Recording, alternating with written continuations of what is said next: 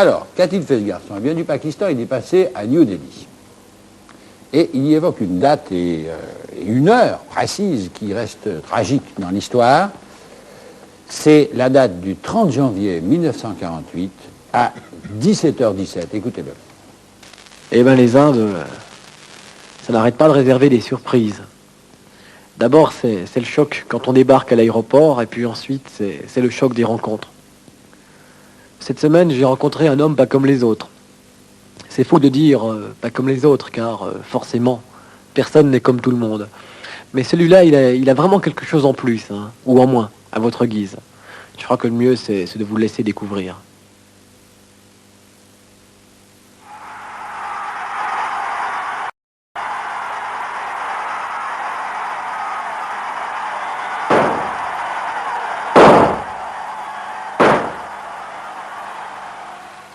« 30 janvier 1948, New Delhi, Birla House, 17h17.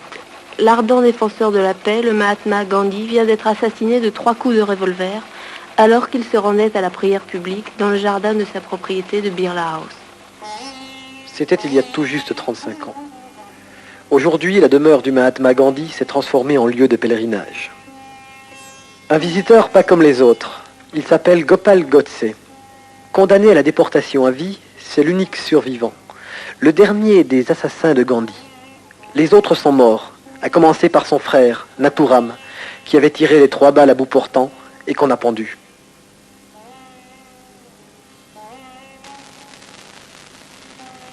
Pour la première fois à la télévision, Gopal Godse a accepté de parler.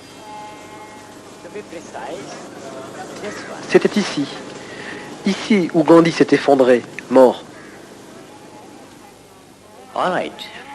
Je vais vous raconter tout à l'heure, ok. Mais d'abord, j'aimerais vous emmener à Birla Temple. C'est très important car c'est aussi un lieu historique.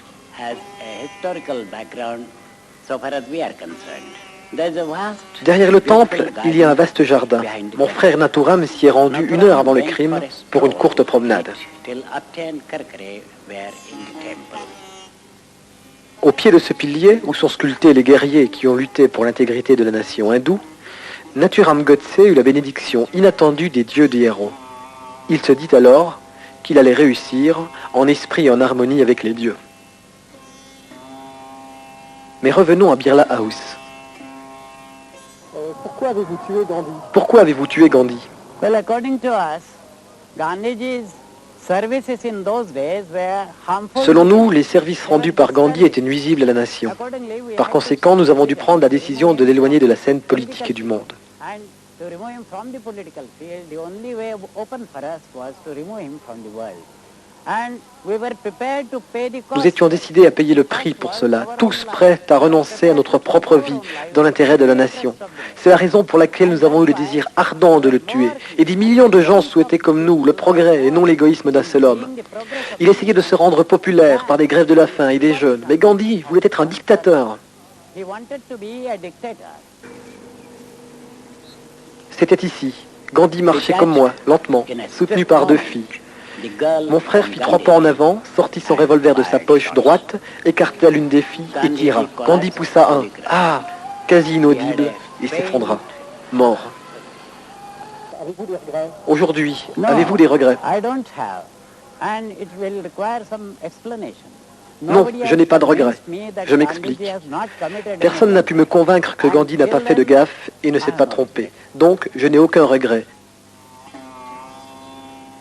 Un verset d'un chant céleste hindou dit « La mort est certaine pour ce qui naît, et certaine la renaissance pour ce qui meurt. »